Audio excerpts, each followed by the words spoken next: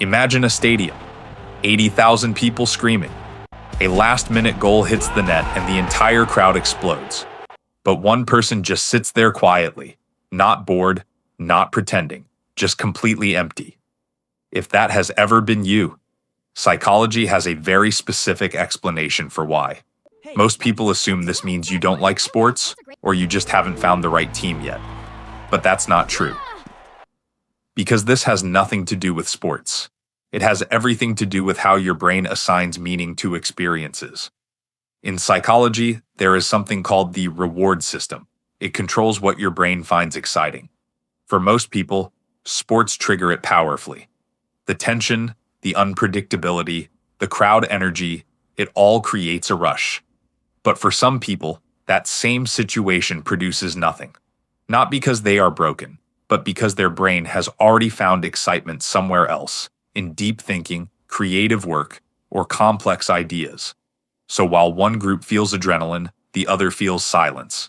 Sports are not just games, they are identity systems. We won.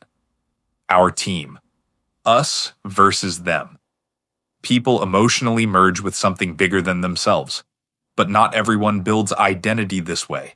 Some build it through what they create, what they understand, or what they achieve completely on their own. For them, investing emotion in someone else's game simply doesn't feel natural. Not detachment, just different wiring.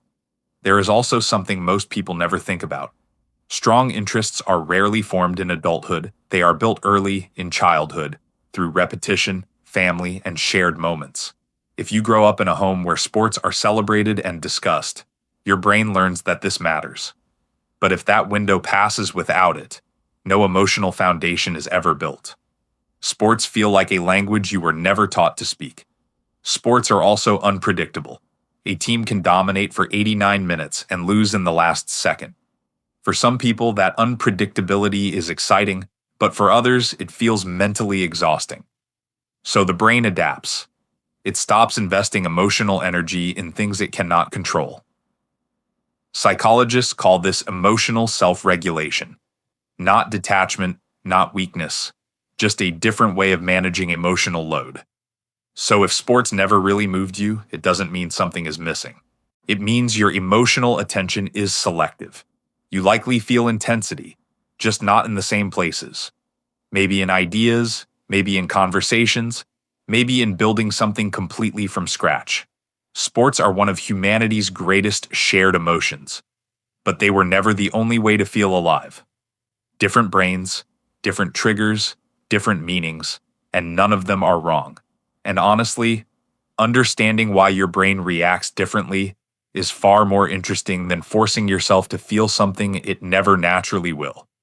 That's not a flaw. That's just you, finally making sense. If this resonated with you, the next video explains why some people feel emotions far more deeply than others, and what psychology says that actually means about them.